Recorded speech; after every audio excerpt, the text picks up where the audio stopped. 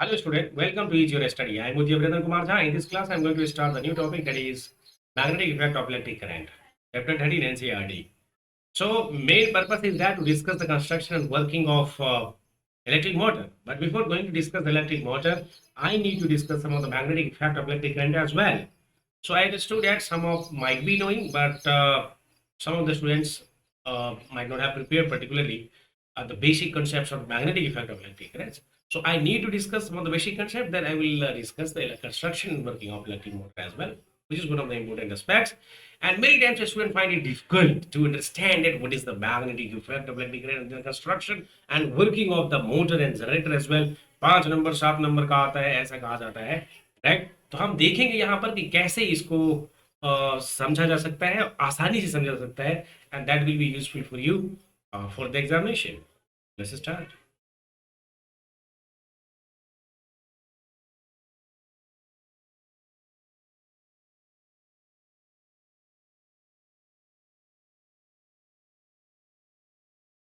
Chapter 30 NCERT.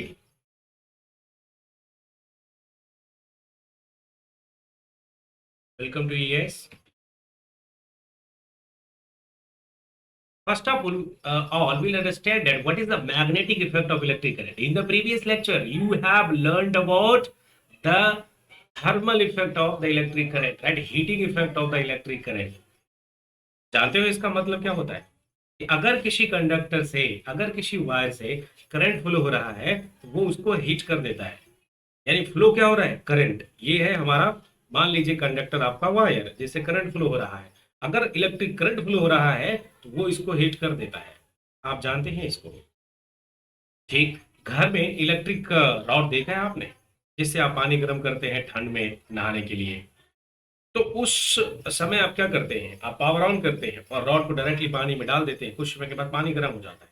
ये जो effect आप यूज कर रहे हैं, ये है heating effect of electric current. हालांकि इसके बहुत सारे एग्जाम्पल हैं. मैंने एक ये वो एग्जाम्पल बताया है जो अपने घर में आप यूज करते हैं. लेकिन सवाल उठता है कि क्या इसी तरह से कोई और भी इफेक्ट हो सकता है इलेक्ट्रिक करंट का? वो जानना जरूरी है.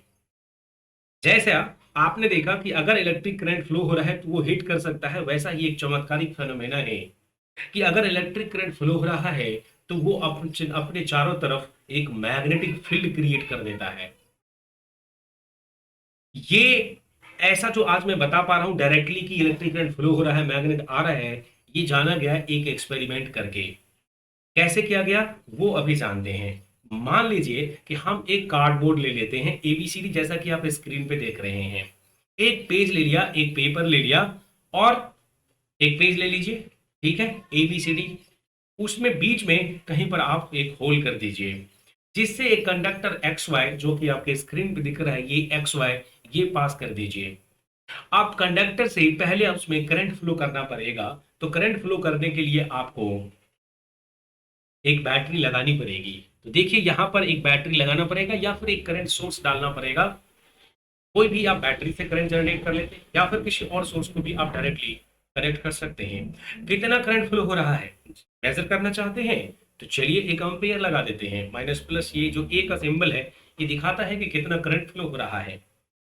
एक रजिस्टर है वायर में, और चूंकि ये एक सर्किट को कंप्लीट करना है, जब चाहे मैं इसको ऑन करूं, जब चाहे मैं ऑफ करूं, उसके लिए मैं इसमें एक स्विच भी लगा दूंगा.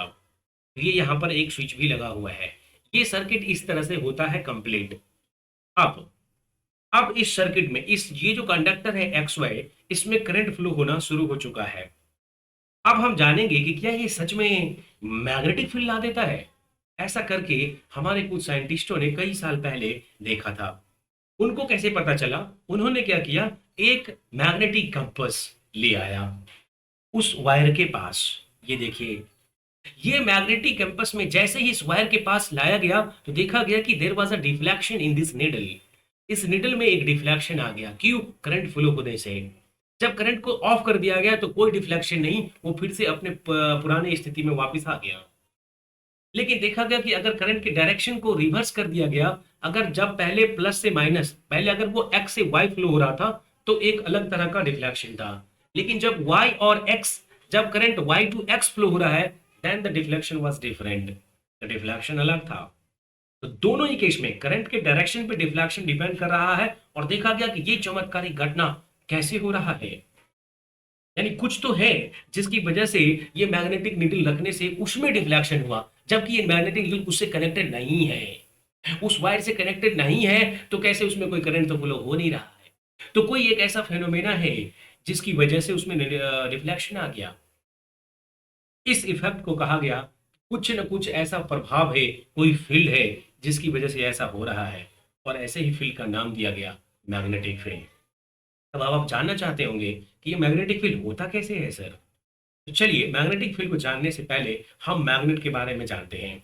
मैग्नेट के बारे में आपने सुना होगा, खेला भी होगा बचपन में।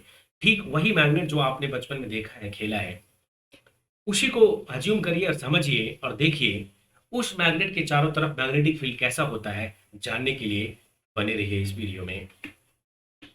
हालांकि आगे बढ़ने से पहले बताना चाहूंगा, इस चमत्कारिक एक्सपेरिमेंट को करके दिखाया था हैंस क्रिश्चियन ओरेस्टेड ने, और बात है 1777 और 1851 के बीच में, ये उनकी जन्म कुंडली है। तो इन्होंने इस बात को सबसे पहले दर्शाया था, और इन्हीं के नाम पे मैग्नेटिक फील्ड स्ट्रेंथ का यूनिट भी रख दिया गया इनको सम्मान में। तो एक्सपेरिमेंट इन्होंने किया था, हम सीख रहे हैं, और आज इस इफेक्ट को दुनिया यूज कर रही है। और रेडियो, टेलीविजन, फाइबर ऑप्टिक्स जो आज आप देख रहे हो, उसमें यही इफेक्ट यूज होता है। और रेडियो पे एक ज़माने में हम गाने सुनते थे, लेकिन आज तो बहुत कुछ चेंज हो गया है, और आज के ज़माने में आपके पास यूट्यूब है और कई तरह के MP3 प्लेयर्स और USB प्लेयर्स हैं, जहाँ पर आपके पास गाने के कनेक्शन हैं। ठीक, बढ़ेंगे आगे, और अभी हम सीख रहे हैं magnetic effect of electric current. हमने देखा कि इलेक्ट्रिक करंट अगर कंडक्टर से फ्लो हो रहा है तो उसके चारों तरफ एक मैग्नेटिक फील्ड है, जिसके बारे में जानकारी दी थी ये भाई साहब ने, पूछ वाले, देखिए हैंस क्रिश्चियन ओरेस्टेड। अब हम जानना चाहते हैं कि अगर कोई मैग्नेट है तो मैग्नेटिक फील्ड लाइंस होता कैसे है, किस तरह से होता है, इसके बारे में भी रिसर्च किया गया, और देखा गया कि मैग्नेटिक फील्ड लाइंस कुछ इस तरह से होता है। यानी हमारे पास मान लीजिए कि एक बार मैग्नेट है, बार मैग्नेट मतलब कुछ इस तरह से, और उसमें दो पोल होते हैं, आपको मालूम है, नॉर्थ पोल और साउथ पोल। अब देखा ये गया कि भाई ये मैग्नेट ले लिया, और ठीक है, तो मैग्नेट की एक प्रॉपर्टी आप सबको मालूम होगा, बच्चों की मालूम होता है कि वो आयरन नेल्स को अपनी तरफ अट्रैक्ट कर लेता है। तो क्या किया हमारे पूर्वजों ने कि उन आयरन नेल्स को छोटे छोटे टुकड़े कर दिए, बारीक छोटे से आयरन फिलिंग्स ले लिए, छोटे छोटे टुकड़े को, और वो बार मैग्नेट की तरफ ऐसे रख दिया गया, अरेंज करके नहीं, ऐसे रख दिया। देखा ये गया कि वो बार मैग्नेट के चारों तरफ एक पैटर्न में इस तरह से फैल जाता है, बार मैग्नेट में एक पैटर्न में इस तरह से फैल जाता है। ये देखिए, ये पैटर्न है, इस तरह से आपको दिख रहा होगा स्क्रीन पे, ये इस तरह से एक पैटर्न हो गया, और ऐसा लग रहा है, ऐसा प्रतीत होता है कि it is originating from north pole and it is terminating at the south pole. ये दोनों ही तरफ हो रहा है, ये ऊपर की तरफ नॉर्थ, ये बार मैग्नेट के ऊपर भी हो रहा है, और ये बार मैग्नेट के नीचे भी हो रहा है। ये फेनोमेना होता गया। इसी बात को ध्यान में रखते हुए, ये अपने आप नहीं हुआ, कोई तो है, कुछ तो है, कोई तो वजह है, कोई पैटर्न है। इस पैटर्न को ऑब्जर्व किया गया, और अब हम जानेंगे कि what is magnetic field. Magnetic field है क्या। तो अब हम जानेंगे कि किसी मैग्नेट के चारों तरफ region surrounding a magnet in which the force of magnet can be detected is said to have magnetic field. Magnetic field होता क्या है, कि एक मैग्नेट के चारों तरफ का वो रीजन, जिस रीजन में magnetic force can be felt, जो महसूस किया जा सकता है, उसी रीजन में। मान लीजिए कि मेरा बार मैग्नेट यहाँ दिल्ली में है, और मैं जानना चाहता हूँ कि पंजाब में क्या हो रहा है, तो ये बड़ा मुश्किल है, क्योंकि उस मैग्नेटिक फील्ड की अपनी एक स्ट्रेंथ होगी, वो एक पर्टिकुलर रेंज में भी, जैसे आपके घर में वाईफाई है तो सर्टेन डिस्टेंस तक ही आप कनेक्ट कर सकते हैं। ऐसा नहीं है कि आप अपने घर में यहाँ, और आपका नानी का घर 10 किलोमीटर दूर है या 50 किलोमीटर दूर है, तो वहां पर भी आपका सेम घर का वाईफाई काम आ जाएगा, नहीं आएगा। ठीक उसी प्रकार कि एक मैग्नेट के चारों तरफ का उतना रीजन जिसमें मैग्नेटिक फोर्स फील किया जाए, जिसका मतलब होता है कि एक दूसरा मैग्नेट ले आए तो वो उसको खींच ले अपनी तरफ, यही मतलब है, इतना डिस्टेंस होता है। समझ आया। सो मैग्नेटिक फील्ड का डेफिनेशन होगा the region surrounding the magnet around which the magnetic force can be detected और can be felt is called as magnetic field. अब सवाल उठता है कि what is magnetic field lines. Magnetic field lines एक तरह का इमेजिनरी लाइंस है, जो हम ये मानते हैं कि नॉर्थ पोल से ओरिजिनेट हुआ है और साउथ पोल पे टर्मिनेट हुआ है। द लाइंस, अगर इस एक्सपेरिमेंट की बात करें, जिस एक्सपेरिमेंट में हमने बार मैग्नेट लिया एंड और उसके चारों तरफ हमने आयरन फीलिंग्स लगा दिए। तो इसके हिसाब से अगर हम इस डेफिनेशन में लिखेंगे, the lines along which the iron filings align themselves represent magnetic field lines. ठीक है, तो वो लाइंस जिसमें आयरन फीलिंग अपने आप को अरेंज करते हैं उसको हम क्या कहते हैं, मैग्नेटिक फील्ड लाइंस बोलते हैं। अब आप जानना चाहोगे कि सर इतने सारे लाइन हैं तो कहीं धक्का मुक्की नहीं होती? हाँ, ये बात तो सही है कि ये इतने सारे लाइन हैं, धक्का मुक्की होंगे तो एक दूसरे के ऊपर ऐसे क्रॉस व्रॉस हो जाएगा। ऐसा होता है क्या? यानी आप जानना चाहते हैं कि मैग्नेटिक फील्ड लाइंस की प्रॉपर्टीज क्या होती है? That is called as the characteristic of magnetic field lines. चलिए अब हम थोड़े से डिटेल में देखेंगे कि मैग्नेटिक फील्ड लाइंस की कैरेक्टरिस्टिक क्या होती है। मैग्नेटिक फील्ड लाइंस की कैरेक्टरिस्टिक जानने के लिए हम यहाँ पर एक और एक्सपेरिमेंट करेंगे, और वो एक्सपेरिमेंट कहता है कि मान लीजिए आपके पास एक बार मैग्नेट है HN, यहाँ पर दिख रहा है आपको स्क्रीन पे, ये हमारा बार मैग्नेट है। अब हम क्या करेंगे, यहां पर एक मैग्नेटिक नीडल लाएंगे। क्या लाएंगे? मैग्नेटिक नीडल, जिसको आप कैंपस कहते हो। और उस कैंपस को हम अरेंज करेंगे इस प्रकार कि मैग्नेट का साउथ और कैंपस का नॉर्थ इस तरह से फेस, अपोजिट फेस जो है, फेस एक साथ हो। और हम अलग अलग लोकेशन पे रखते जाएंगे, और अलग अलग लोकेशन पे रख के उन पॉइंट्स को हम यहां पर इस तरह से मिला देंगे। जब हम उसको मिला देंगे तो जो लाइन हमें ओरिजिनेट होगा उसी को मैग्नेटिक फील्ड लाइंस कहते हैं। ठीक है, अब देखा गया कि मैग्नेटिक फील्ड लाइंस में एक पैटर्न होता है, एक कैरेक्टरिस्टिक होता है, वो है कि वो साउथ पोल से, यहां पर देखिए वो नॉर्थ पोल से ओरिजिनेट होता है, उसको उसने उल्टा रख दिया है एनसीईआरटी वालों ने। बेसिकली हम नॉर्थ देखो इधर रखते हैं, कहीं भी रख सकते हैं, ऐसा कुछ नहीं है, एक रिप्रेजेंटेशन है। आप नॉर्थ को इधर रख सकते हो, साउथ को इधर ले सकते हो। हाँ, बच्चा पूछता है सर साउथ को इधर रखना जरूरी है क्या? इधर भी रख सकते हैं, मैग्नेट में घुमा, हमें क्या पता उधर साउथ पोल है नॉर्थ पोल है? तो जब तक हम मैग्नेट आएंगे हमें पता नहीं चलेगा। हम मैग्नेटिक नीडल ले लेंगे तो पता नहीं चलेगा, ऐसे मैग्नेट रख देंगे तो कैसे पता चलेगा? मैग्नेटिक नीडल लाके पता करना पड़ेगा। तो इसलिए हमें यहाँ देखना पड़ेगा कि ये नॉर्थ पोल से ओरिजिनेट हुआ, ये नॉर्थ पोल से चला। देखो कोई भी मैग्नेटिक लेन, मान लो ये वाला हम फील्ड लाइन लेते हैं, तो ये यहाँ से चला भाई साहब, और फिर ये ऐसा घुस रहा है साउथ पोल में, इधर साउथ पोल में। तो इसको हम बोलते हैं कि magnetic field lines originate from north pole and terminates at the south pole. कोई भी मैग्नेटिक फील्ड लाइन है, दूसरा वाला देखो, ये वाला, ये पहला लाइन, ये दूसरा लाइन, ये तीसरा लाइन, और कोई धक्का मुक्की नहीं करता है भीड़ भाड़ में। ऐसा नहीं कि धक्का मुक्की का मतलब ये है कि कोई एक लाइन दूसरे को इंटरसेप्ट नहीं करता भाई। अगर ये ऐसे जनरेट हुआ, तो अगर ये मान लो कि ये नॉर्थ पोल है और ये साउथ पोल है, तो नॉर्थ से चला, और ऐसा नहीं कि दूसरा जाके इसको ऐसे कट कर दिया, ले ये ले, ऐसा कभी नहीं होगा। तीसरा लाइन ये ले। अब बोलोगे ऐसा क्यों नहीं होता सर? ऐसा अगर होगा तो अनर्थ हो जाएगा। बोलो वो कैसे? ये देखिए, अगर अनर्थ होना है, मान लो जो कि ये यहां से कट किया, अब हम देखेंगे कि ये जो एक, ये यहां से अगर कट किया तो एक पॉइंट पे ये लाइन इधर भी जा रहा है और ये लाइन इधर भी जा रहा है। अरे इस लाइन, इस पॉइंट की क्या हालत होगी? So there is not a single point which have the same two direction at the same time. मतलब वो नॉर्थ की तरफ भी जाए, साउथ पे जाए, 30 डिग्री पे जाए, 45 डिग्री पे भी जाए, ऐसा हो नहीं सकता। इसलिए हम कहते हैं कि दो मैग्नेटिक फील्ड लाइन कभी इंटरसेक्ट नहीं करेंगे। ऐसा करेंगे तो वो पॉसिबल नहीं है, क्योंकि जहां इंटरसेक्ट करेंगे तो पॉइंट ऑफ इंटरसेक्शन वाले जो पॉइंट ऑफ इंटरसेक्शन है उसके दो डायरेक्शन होंगी, तो एक पॉइंट दो डायरेक्शन में नहीं जा सकता। जैसे एक व्यक्ति अगर एक गाड़ी में किसी एक तरफ ट्रेवल कर रहा है, तो वही व्यक्ति किसी दूसरी गाड़ी में उस टाइम नहीं बैठा होगा, नहीं तो लोग डर जाएगा, क्योंकि भूत प्रेत भी तो हो सकता है। मैं ये शब्द इस्तेमाल कर रहा हूँ, डरना नहीं। मतलब आप समझ सकते हैं कि अगर मैं यहाँ बैठा हूँ तो अगर आपको पढ़ा रहा हूँ तो यहीं पढ़ा रहा हूँ, इट्स ओके फिजिकली, और अदरवाइज मैं उसी टाइम पे किसी दूसरे डायरेक्शन में जा रहा हूँ, दैट इज नॉट पॉसिबल। तो ये याद रखिएगा, मैग्नेटिक फील्ड लाइन कभी भी इंटरसेक्ट नहीं करते। इंटरसेक्ट करेंगे तो एक पॉइंट पे दो डायरेक्शन होंगे, जो पॉसिबल नहीं है। अब हम जानेंगे, ये मैंने जो बात बोला है वो कुछ पॉइंट्स यहाँ पर जोल्ड कर दिया है। मैग्नेटिक फील्ड लाइंस की कैरेक्टरिस्टिक क्या क्या होती है वो जरा याद कर लेना, देख लेना, पॉइंट्स लिख लेना, और तीन चार बात तो हमेशा याद रखना, चलते फिरते याद रखना। क्या? Magnetic field lines originate from north pole terminates on the south pole. पहला पॉइंट तो याद ही रहेगा। दूसरा point, magnetic field lines never do धक्का मुक्की, ये मत याद रखना। Magnetic fields never intersect each other, if they intersect they will have the two direction, that is not physically possible. ठीक है। अच्छा, एक और बात जानना चाहता है कि सर इसके अंदर में क्या होता है, मैग्नेट के अंदर में क्या होता है? हाँ हाँ, तो मैग्नेट के अंदर में अगर ये चला है नॉर्थ पोल से गया है साउथ पोल की तरफ, याद रखिएगा, देखिए नॉर्थ पोल से चला साउथ पोल की तरफ गया, और अगर हम मैग्नेट के अंदर जाते हैं ना तो ये ऐसा लगता है कि ये साउथ पोल से नॉर्थ पोल है, इसका डायरेक्शन साउथ टू नॉर्थ है, तभी तो ये जो ओरिजिनेशन, ये जो इसकी जर्नी है, ट्रैवलिंग है, ये कंप्लीट भी होगी, क्योंकि नॉर्थ से चला साउथ पे चला और साउथ से फिर से नॉर्थ पे जाएगा, तभी तो ये ऐसे होगा। तो inside the magnet the magnetic field lines travel from south pole to north pole. ये बातें ध्यान रखना। तो 3 पॉइंट्स सबसे इंपॉर्टेंट है। पहला कि नॉर्थ पोल से ओरिजिनेट होता है, साउथ पोल पे टर्मिनेट होता है। दूसरा point, inside the magnet south pole to north pole उसका डायरेक्शन होता है। और तीसरा पॉइंट जो सबसे इंपॉर्टेंट पॉइंट मैंने बताया आपको, ये है कि two magnetic field lines will never intersect each other. ठीक है, the magnetic field lines are closed curves, वो पूरे पूरे क्लोज कर्व्स होते हैं।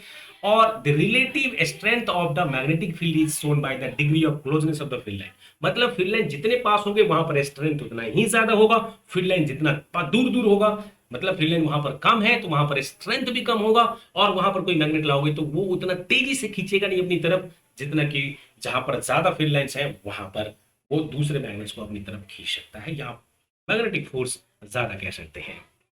ये बातें ध्यान रखना, ये 3-4 पॉइंट्स इंपॉर्टेंट है, ये यहां पर लिखा हुआ है, नोट कर लेना, याद कर लेना। अगर कोई कंफ्यूजन हो तो कमेंट में डाल के मुझसे जरूर पूछना। बढ़ेंगे आगे। एक और इंपॉर्टेंट चीज है, मैं सिर्फ इसमें इंपॉर्टेंट चीजें ही आपको बता रहा हूं जो आपको एग्जाम के लिए भी, और इस चीजों को समझना भी बहुत जरूरी है। देखो, एग्जाम पास करना एक अपनी बात है, लेकिन समझ लेना और फिर एग्जाम पास करना, और तब जो आप आगे क्लास में जाओगे तो आप कुछ क्रिएटर बनोगे, आप कुछ डेवलप कर पाओगे। ठीक है, तो मेरा पर्पस है इजी स्टडी से कि मैं आपको वैसा बनाऊं। चलिए बढ़ेंगे आगे और देखते हैं राइट हैंड थंब रूल क्या होता है। देखो, इसकी बात मत जो ये पढ़ो मत, ये क्या है राइट हैंड जाने दो, अभी आपने क्या पढ़ा था वो तो आपको मालूम है ना। हाँ सर, मैंने मैग्नेटिक फील्ड लाइन के बारे में, अभी तक आपने क्या पढ़ा? हमने पढ़ जाना कि सबसे पहले कि magnetic effect of electric current क्या होता है, कि अगर किसी कंडक्टर से इलेक्ट्रिक फील्ड फ्लो हो रहा है तो उसके चारों तरफ मैग्नेट है, ये देखा गया, ऑरेस्टेड ने देखा और हमने देखा उसे एक्सपेरिमेंट करके। फिर हमने अभी जाना मैग्नेटिक फील्ड क्या होता है और मैग्नेटिक फील्ड लाइन कैसा होता है, उसकी क्या कैरेक्टरिस्टिक होती है। अब हम जाने चाहेंगे कि अगर कोई कंडक्टर मेरे पास है और उसे करंट फ्लो हो रहा है, तो हो सकता है कि नीचे से ऊपर जा रहा होगा, ऊपर से नीचे भी तो आ सकता है। तो उस केस में मैग्नेटिक फील्ड का डायरेक्शन कैसे पता करोगे? कैसे पता करोगे कि वो कैसा है, इधर है उधर है? तो हर बार मैग्नेटिक नीडल ला के चेक करोगे क्या? तो उसके लिए एक रेडीमेड से रूल दिया गया, राइट हैंड, अपना दाहिना हाथ है, right hand thumb rule. Thumb rule क्या बोला उसमें? अंगूठा दिखाओ, थंब दिखाओ, और ये बोला गया कि आपका जो थंब है वो करंट के डायरेक्शन में अलाइन कर दो। जिधर करंट फ्लो हो रहा है वो तो एक दे देगा ना, ये करंट का डायरेक्शन आपको प्लस से माइनस होता है, आपके बैटरी के टर्मिनल से भी देख के बता सकते हो। तो करंट का डायरेक्शन आपको पता होता है, मैग्नेटिक फील्ड का डायरेक्शन आप बता सकते हो। तो करंट का डायरेक्शन हमने फिक्स कर लेना है। अगर वो ऊपर की तरफ हो रहा है तो अंगूठा ऊपर की तरफ लो, जिधर की तरफ करंट फ्लो हो रहा है उधर की तरफ अंगूठा लगा दो, थंब लगा दो, and curl your finger towards yourself, अपनी तरफ उस अपने फिंगर को कर्ल करो, घुमाओ। So curling of the fingers will give the direction of the magnetic field. Understood? तो क्या करना है? राइट हैंड थंब रूल कहता है, according to right hand thumb rule, arrange your right thumb in the direction of magnetic field and arrange and curl your the remaining 4 fingers towards yourself. That will give you the direction of magnetic field. तो मान लीजिए कि हमारा straight conductor है और इससे हम current flow हो रहा है, ऐसा स्ट्रेट कंडक्टर की बात कर रहे हैं। ठीक है, स्ट्रेट कंडक्टर की बात कर रहे हैं, करंट फ्लो हो रहा है ऊपर की तरफ, तो ऐसा अब ये डायरेक्शन इधर की तरफ होगा और इधर मैं अपनी तरफ घुमा रहा हूँ, उल्टा नहीं, ऐसा ऐसा मत घुमा लेना, मैं अपनी तरफ कह रहा हूँ, अपनी फेस की तरफ घुमाओ, ये डायरेक्शन देगा और ये एंटी क्लॉकवाइज डायरेक्शन होता है। अगर वो नीचे की तरफ है, नीचे की तरफ होगा तो थंब नीचे की तरफ होगा और ऐसे कर्ल कर लेंगे तो ये क्लॉकवाइज डायरेक्शन हो जाता है। करके देखिएगा, और नहीं होता है तो पूछिएगा जरूर। ये मैंने जो बोला है वो यही लिखा हुआ है।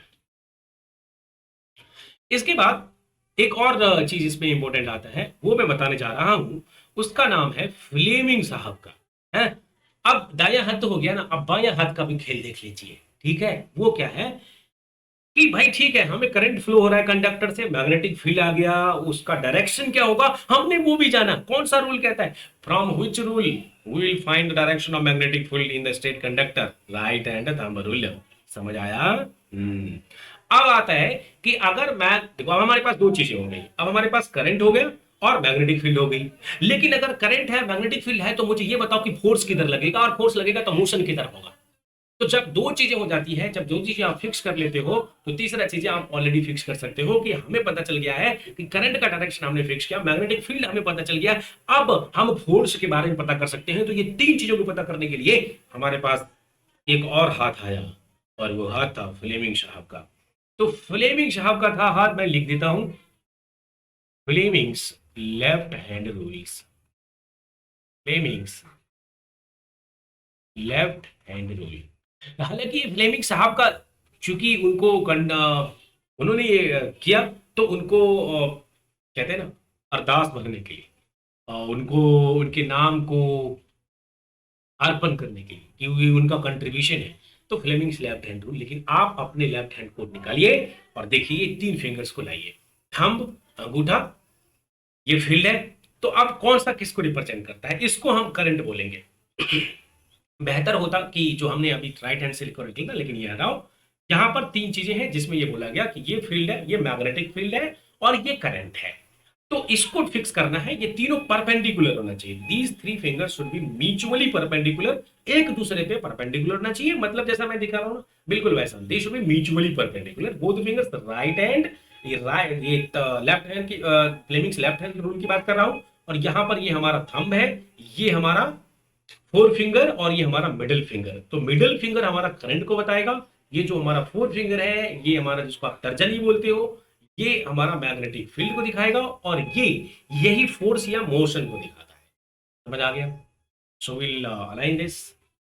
बस बाकी दो को फिक्स करो, तीसरा पता चल जाएगा। कोई भी दो फिक्स करो, तीसरा पता चल जाएगा। समझ आ गया? So any two will be given, will find the three. ये है हमारा फ्रेमिंग्स। तो इसमें क्वेश्चन कैसा आता है कि भाई इसमें मिडिल फिंगर को क्या माना गया, लेफ्ट हैंड रूल में करंट बोला गया, इसको क्या बोला गया, तर्जनी फोर्थ फिंगर क्या बोला गया, इसको फील्ड बोला गया, अंगूठे थंब को क्या बोला गया, फोर्स या मोशन बोला गया। और दे आर म्यूचुअली परपेंडिकुलर, एक दूसरे पे 90 डिग्री के एंगल बना रहे हैं। अब हम जानेंगे कुछ ऐसे डिवाइसेज जो इस इफेक्ट को यूज करते हैं, यानी जिसमें करंट फ्लो हो रहा है, मैग्नेटिक फील्ड है, और वहां फोर्स भी लग रहा है। Devices that use current carrying conductors and magnetic fields include. अब ऐसे डिवाइस जिसमें करंट कैरिंग कंडक्टर भी है, तो मतलब मैग्नेटिक फील्ड भी है और वहां फोर्स भी लग रहा है, यानी ये तीनों चीजें हैं, करंट भी फ्लो हो रहा है, मैग्नेटिक फील्ड भी है, और उसकी वजह से एक फोर्स भी है, क्योंकि मैग्नेटिक फील्ड है तो एक फोर्स भी है। ऐसा फेनोमेना अगर किसी डिवाइस में यूज होता है, उसका नाम है इलेक्ट्रिक मोटर। और इलेक्ट्रिक मोटर का जैसा मैंने नाम लिया, ना जाने कौन सा ऐसा आज के टाइम में डिवाइस नहीं है जहां पर मोटर यूज ना होता हो।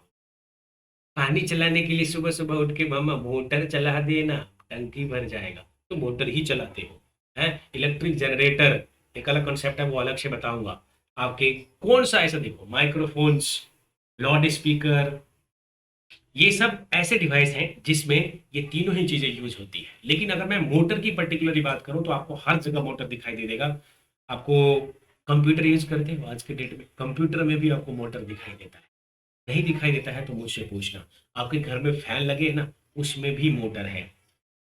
एसी है, फ्रिज है, रेफ्रिजरेटर है ना, ठंडा ठंडा कूल कूल गर्मी में पीते हुए सामान, तो वहां पर भी मोटर लगा होता है। कहाँ लगा होता है मोटर, जरूर चेक करना और मुझे बताना। देखो यहाँ पर मैंने कुछ सिंपल लिए हैं, कुछ मोटर्स आपको दिखाया मैंने। ये देखो मोटर इस तरह से कंस्ट्रक्शन होता है, आपको दिख रहा होगा यहाँ पर कि किस तरह से ये रोटेट हो रहा होगा। अब हम जानेंगे कि ये कैसे ये मोटर काम करता है, और कैसे magnetic effect of electric current इसमें काम करता है। ये दो ऐसे आपको मैग्नेट दिख रहे होंगे, नॉर्थ पोल और साउथ पोल, और उसके बीच में ये रोटेशन हो रहा है, ये साफ रोटेट कर रहा है, इससे कुछ भी चला दो, ये रोटेशन की वजह से ही है। रोटेट क्यों होता है, यहाँ हमने कोई अलग से, बस सिर्फ हमने करंट फ्लो किया है, उससे ये रोटेट होने लगा है। अब रोटेट नहीं, क्योंकि पैडल मार मार के रोटेट कर रहा है, ऐसे ऐसे करके, ये मैकेनिकल वर्क है। लेकिन यहाँ पर जो ये रोटेशन हो रहा है, ये मैग्नेटिक फील्ड के एक दूसरे को कट करने से, इंटरेक्शन में अपोजिट मैग्नेटिक फील्ड की वजह से ही हो रहा है। तो वो हम जानेंगे, उसकी वजह से हो रहा है। नहीं तो कोई चीज घुमाने के लिए आपको क्या करना पड़ेगा, हाथ से घुमाओ लो, या फिर किसी मशीन से घुमाओ, या फिर कोई फील्ड ही ऐसा हो जाए कि वो फील्ड ही इसको घुमा दे।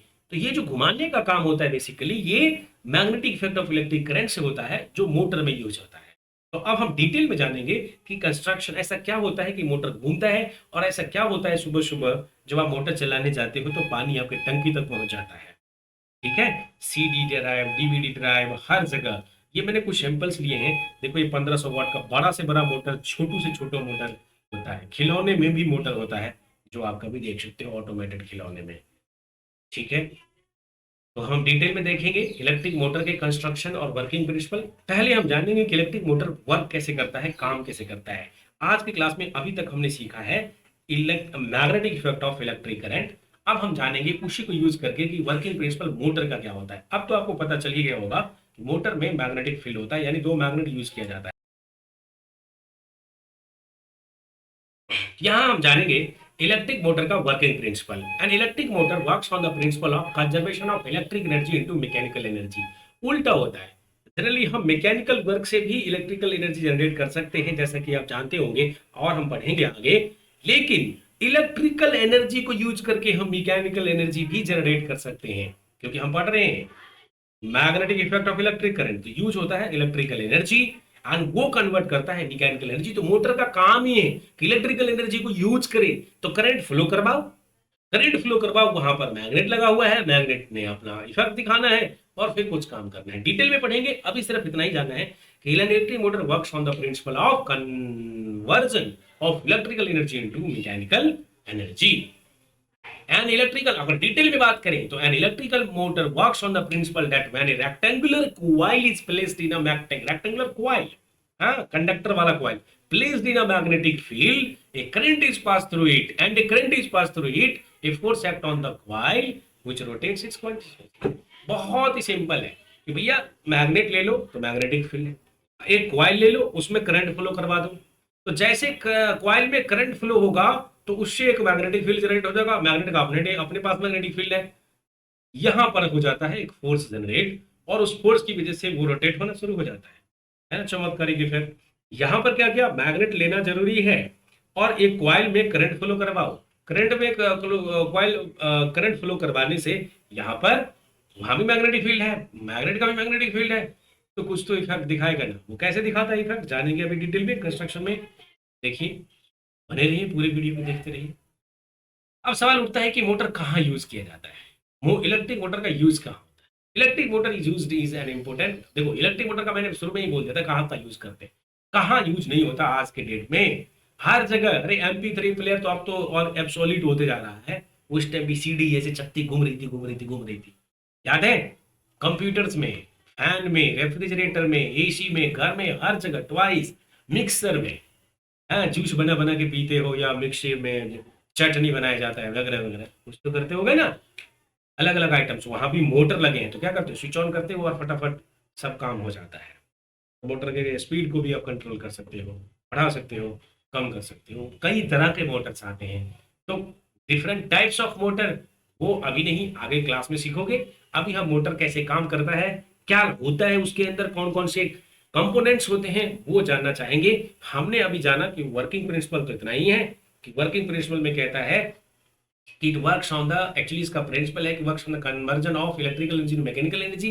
वो होता कैसे है कि एक दो मैग्नेट, उसमें एक कॉइल ले लो और उस कॉइल में करंट फ्लो करवा दो, और करंट फ्लो करवाने से उसमें एक फोर्स लगता है और फोर्स से एक शाफ्ट लगा होता है जो रोटेट होता है। Now will see that what are the different components, that is the part of electric motor. जैसे मैंने एक सैंपल लिया, फैन में, घर में फैन में लगा, देखने जरा मोटर होता है एक छोटू सा फैन का मोटर है। यहाँ देखिए रेफ्रिजरेटर में भी इस तरह का मोटर लगा होता है, चेक कर लेना पीछे। और फिर ये हमारा वॉशिंग मशीन जो है घर में, वहां पर भी मोटर लगा होता है। वॉशिंग मशीन में भी मोटर है, रेफ्रिजरेटर में मोटर है, फैन में मोटर है, अपने घर में ही देखो कितने सारे, कंप्यूटर में मोटर है। तो मोटर तो हर जगह यूज होता है और अलग अलग टाइप के हैं। अब हम जानेंगे कंस्ट्रक्शन, मोटर बना कैसे होता है, उसमें क्या क्या होता है।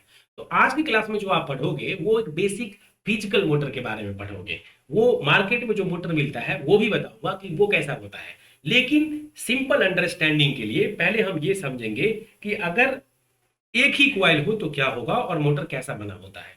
तो ये जो आपके किताब में दिया गया है वो सिंपल अंडरस्टैंडिंग के लिए आपको दिया गया है। मैं आखिरी में ये भी बताऊंगा कि जो मार्केट में मोटर होता है वो कैसा होता है। तो देखिए हमने शुरू से ही बोलता है कि यहाँ पर जो हमारा मैग्नेट है, ठीक है, इसमें दो पोल होते हैं, नॉर्थ पोल होता है और साउथ पोल। के बीच में एक रेक्टेंगुलर कॉइल एबीसीडी को रखा गया है, ये देखिए ए बी सी डी, और सिर्फ एक ही टर्न लिया गया है। लेकिन जो मार्केट में एक्चुअल मोटर होता है उसमें एक टर्न नहीं, एक से ज्यादा टर्न होते हैं, कई सारे टर्न होते हैं। कभी टाइम मिले तो जाके जहां पर फैन वगैरह ठीक करता है जाके चेक कर लेना, और देखना, बोलना कि इसमें हमें कोई भी मोटर बता दो और दिखाओ कि उसका कंस्ट्रक्शन क्या है। तो उसमें एक आयरन कोर होता है, उसमें कई सारे क्वाइल्स, कॉपर के ऑयल्स की वाइंडिंग होती है, जिसको हम आर्मेचर बोलते हैं। वो प्रैक्टिकल है जो मार्केट में मिलता है। लेकिन यहाँ जो हम सीख रहे हैं, जो एग्जाम में हमें लिखना है, उसमें इतना ही लिखना है कि दो नॉर्थ पोल और साउथ पोल इस तरह से बनाना है। यहाँ पर देखिए, यहाँ पर कुछ इस तरह से अपना मैग्नेट बना लेना, जैसे स्क्रीन पे दिया हुआ है, नॉर्थ पोल और साउथ पोल दिखा देना उसमें। हाँ, और इसको चाहो तो थोड़ा सा इधर की तरफ बढ़ा भी सकते हो, ये आपका चॉइस है। इसी तरह से इसको भी, और इसके बीच में इस तरह से रेक्टेंगुलर कॉइल होता है। तो पहले उसका ए बी आर्म है, फिर उसके बाद ये सी डी आर्म है, और फिर उसके बाद इस तरह से इसको बाहर निकाल देना, ए बी और ये सी डी आर्म होता है। अब ये होता क्या है, बहुत ही सिंपल, एक सिंपल अंडरस्टैंडिंग के लिए आपको बताया गया है। This A B arm basically connects with, यहां पर अगर आगे बढ़ोगे तो आप देखोगे कि ये कनेक्टेड होता है दो स्प्लिट रिंग से।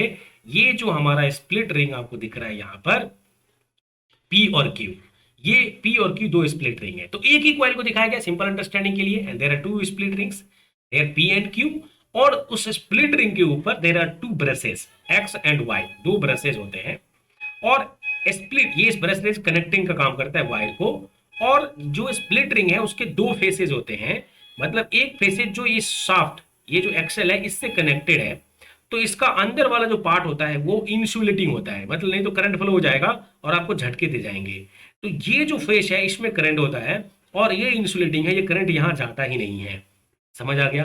तो ये कंस्ट्रक्शन ओवरऑल कि जिसमें दो नॉर्थ पोल और साउथ पोल मैग्नेट है, उसके बीच में एक कॉइल रेक्टेंगुलर लिया गया है ए बी सी डी। और प्रैक्टिकल केस में बहुत सारे टर्निंग होते हैं, आपको एग्जाम में यही लिखना है, कंस्ट्रक्शन में एबीसीडी ऐसी वायर बनाना है और दो स्प्लिट रिंग और ब्रशेस के बारे में बोलना है। और फिर इसमें करंट फ्लो करने के लिए यहां से एक बैटरी से दे सकते हैं, या फिर डायरेक्टली प्लग में प्लेस कर दो और वहां से भी करंट दे सकते हो। ये स्विच है के, उसमें एक स्विच दिया गया है, और यहाँ से ये बैटरी है, ये लगाया गया है, यहाँ से करंट फ्लो होना शुरू हो जाता है। जब ये करंट फ्लो शुरू होता है तो पहले करंट जाएगा ए बी आर्म में, तो ये एक डायरेक्शन में इस तरह से फ्लो होता है। तो यहाँ पर करंट फ्लो होना शुरू हुआ तो ऑब्वियसली यहाँ के चारों तरफ एक मैग्नेटिक फील्ड होगा, मैग्नेट का भी मैग्नेटिक फील्ड है, तो यहाँ पर एक फोर्स जनरेट होता है फ्लेमिंग के लेफ्ट हैंड रूल से। ए और बी के बीच में एक फोर्स लगेगा। क्यों लगेगा फोर्स? क्योंकि इसमें करंट फ्लो हुआ है, आपने इलेक्ट्रिक करंट फ्लो किया है। अब इसमें करंट अगर फ्लो हुआ है, कंडक्टर है, करंट फ्लो हुआ है, मैग्नेटिक फील्ड है, एक मैग्नेटिक फील्ड पहले से है, एक फोर्स लगेगा इसके ऊपर। अब हम जानेंगे कि वो फोर्स किस डायरेक्शन में लगता है। फिर ये करंट फ्लो होके सीडी में आता है, और सीडी में भी यहां पर भी एक फोर्स लगेगा। अब बोलोगे सर बीसी में क्यों नहीं लगता? हमें बीसी की बात नहीं करते, क्योंकि यहां पर इस आर्म ये मैग्नेट के पास का है, और बीसी और फिर हम सीडी की बात करते हैं। समझ आ गया? तो सीडी में करंट जो है फ्लो हो रहा है, इसका डायरेक्शन हम फ्लेमिंग के लेफ्ट हैंड रूल से निकालते हैं। ठीक है, तो कैसे निकालेंगे फ्लेमिंग के लेफ्ट हैंड रूल से, जरा वो देखना पड़ेगा।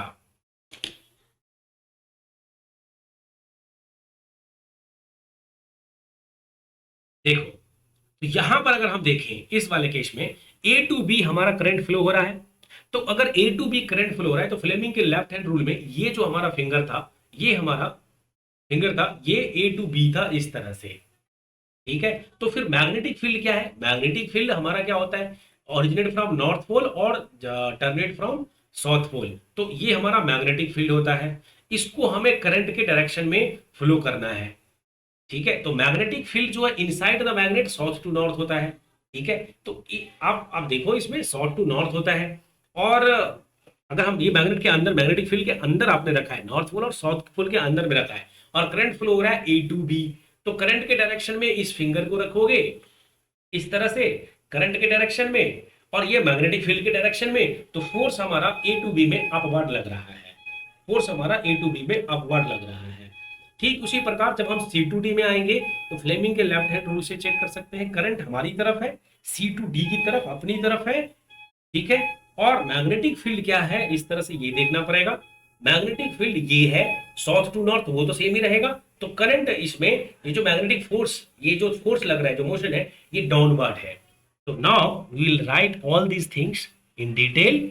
यहां पर लिखना पड़ेगा an electric motor consist of a rectangular coil A B C D, जैसे मैंने दिखाया, of insulated copper wire, right. The coil is placed between two poles of magnetic field such that arm AB and CD are perpendicular to the direction of magnetic field। वो इस तरह से रखा जाता है कि मैग्नेटिक फील्ड के direction, magnetic field north, magnet की वजह से भी मैग्नेटिक फील्ड है, तो उस पे परपेंडिकुलर होना चाहिए, इस तरह से रखा जाता है।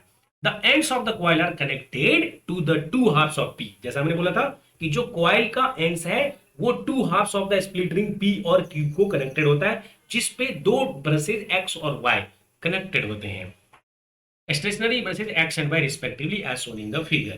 The current in the arm AB of the coil flows from A to B, and in the CD, the current flows from C to D। Understood? Now, by applying the Fleming's left-hand rule, we came to know that हमने जाना कि the force acting in the AB arm is the upward direction and in the CD arm it is downward direction। तो दो force एक ही coil में, एक ऊपर और एक नीचे, अपोजिट डायरेक्शन, यहां पर एक कपल जनरेट होगा अपोजिट डायरेक्शंस के जो फोर्सेज हैं, और वो उसको रोटेट कर देता है कॉन्टिन्यूसली। यहां पर हम जानेंगे in electric motor the split ring का काम क्या है, कि split ring act as a commutator. अब होता क्या है कि जो स्प्लिट रिंग का फंक्शन क्या है, ये तो हमने जाना कि भाई का आर में करंट फ्लो हो रहा है, फोर्स लग रहा है, लेकिन स्प्लिट रिंग क्यों लगाया। स्प्लिट रिंग एक कम्यूटेटर की तरह काम करता है, जिसका मतलब ये होता है कि जो डायरेक्शन ऑफ करंट है उसको रिवर्स करने का काम करता है। A commutator is a device that reverses the direction of flow of current through a circuit. तो उसका काम यह है कि अगर करंट फ्लो हो रहा है ए से गया बी में, सी टू डी गया, और सी टू डी के बाद फिर से वापस हो जाता है, ठीक है। इसलिए यहां पर करंट फ्लो होने से फिर से उसमें फोर्स का डायरेक्शन चेंज हो जाएगा, ठीक है। तो ये हमने कम्यूटेटर लगाया हुआ है, फिर से फोर्स का डायरेक्शन चेंज हुआ, और अब चूंकि फोर्स जब डाउनवर्ड लग रहा था, अब वो फिर से अपवर्ड लगाएगा। तो एक हाफ रोटेशन वो फिर से एक एक्स्ट्रा रोटेशन करता है, एक +1 रोटेशन जो कर देता है, क्योंकि यहां पर करंट का रिवर्सल हो रहा है कम्यूटेटर की वजह से। तो ए कैसे हुआ, ए टू बी गया और फिर वो सी टू डी आया, तो सी टू डी के बाद फिर से वो रिटर्न जा रहा है, तो अब यहां रिवर्सल हो रहा है करंट का, और इसलिए यहां पर इस तरह से ये करंट यहां से फ्लो ही हो रहा है। तो ये चीजें चलती रहती है, और दो हाफ, एक अपवर्ड और एक डाउनवर्ड, जो कॉन्टिन्यूसली इसको रोटेट करना शुरू कर देता है। देखो ना, अगर आप कोई चीज को ऐसे मतलब ऐसा नहीं कि ट्विस्ट वहां पर जनरेट हो रहा है, एक फोर्स अपवर्ड है, एक डाउनवर्ड है, और फिर उसके बाद इसने स्प्लिट रिंग ने इसको रिवर्स डायरेक्शन में जाके फिर से इसको अपोजिट कर दिया, तो अब ये रोटेट होना शुरू हो जाता है। स्लिप रिंग तो है ही इस शाफ्ट के ऊपर कनेक्टेड है, तो इसको रोटेशन जो है दे देता है, और ये कॉन्टिन्यूसली रोटेट करने लगता है। तो इस बात को ध्यान रखना है। इस तरह से हमारा मोटर का कंस्ट्रक्शन और वर्किंग हो जाता है पूरा। इतना लिख दोगे और ये डायग्राम बना दोगे तो पूरे नंबर्स मिल जाएंगे, ठीक है। और भी इसके बारे में हम डिटेल में पढ़ेंगे, जनरेटर में पढ़ेंगे अगले क्लास में, तो बने रहिए। और चैनल को लाइक सब्सक्राइब करिए, क्योंकि क्लास 10 के और भी वीडियोस आपको मिलते रहेंगे यहाँ पर regularly. Thank you, see you in the next class.